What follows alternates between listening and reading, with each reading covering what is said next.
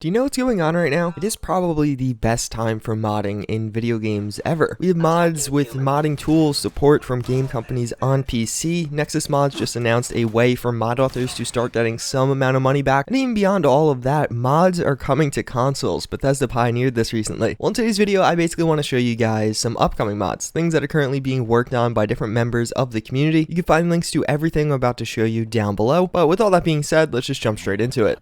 Starting things off, we have another and a very large update to Misriah Armory. I don't know if I'm pronouncing that right. I've showed you guys a bunch of work in progress as this mod has progressed along. What this is adding in is a bunch of weapons from the Halo series of games. Each time I mention these, I've been kind of fanboying out. This is the series that actually got me into gaming. Playing Halo 1, Halo 2, and of course Halo 3 were pretty monumental parts of my life. Regardless, as you can see, we have a nice overview shot of all the weapons here. This is actually an incomplete list. There's going to be 10 weapons total. One other one that we know about is the battle rifle. What you're seeing in the bottom left is the DMR, that's different. So more or less, this is turning into a weapon pack. This is awesome for a number of reasons. First and foremost, there are very few of these in Fallout 4 and very few that are regularly updated. Sometimes people will release a bunch of weapons, then pack them together later on, similar to what Doom did. Axis did this also, but it seems like this is going to be released first and foremost as a proper weapon pack, getting 10 new weapons for you to play with in Fallout 4. As you can see, all these weapons are looking really cool. Right now, it looks like there's going to be kind of a process of polishing up some of these, getting them in-game, and of course, getting animations made for them. All around, these guys are doing amazing work. There's multiple people working on this. They do set a release goal of the next 3 to 5 months, although with real-life conflicts, that may be pushed back or maybe even be sooner. But either way, as you guys probably can tell, I am extremely excited for this one.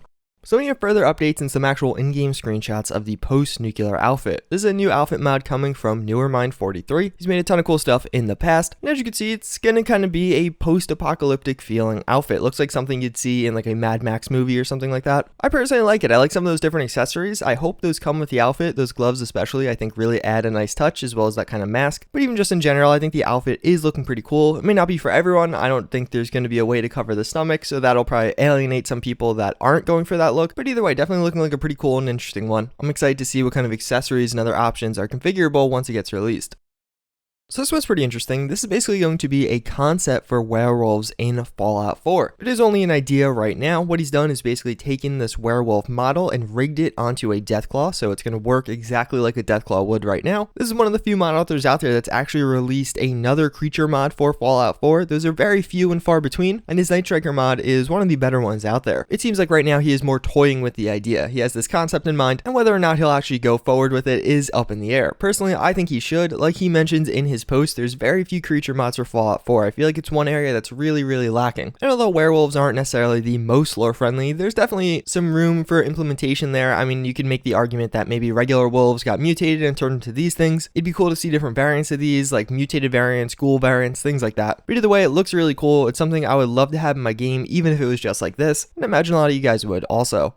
So we have another update to the LZ127 Graf Zeppelin. What this mod is going to do is add in some Zeppelins that are going to be player homes. You can see a nice overview of all of them in the air right there. It's a really cool and interesting player home mod. I personally really like this because, I mean, you gotta feel pretty badass being able to go home after a long day of adventuring, especially if you're playing on survival, and retire to your Zeppelin. Like, that's awesome. That seems like just such a cool concept. Even beyond that, I don't really know, but this might be something that you can move around. Obviously, Zeppelins do move around naturally. So who knows, maybe there'll be specific docking stations around the Commonwealth that you could leave this thing, similar to a lot of those other home on the move mods. Either way, it's looking really cool. I feel like the interior shots really speak for themselves. There's a lot of detail here, a lot of things that you can just admire and appreciate as you do live in it. This mod author has made a ton of really cool home mods in the past, and I think this one's going to definitely be a nice addition to that list.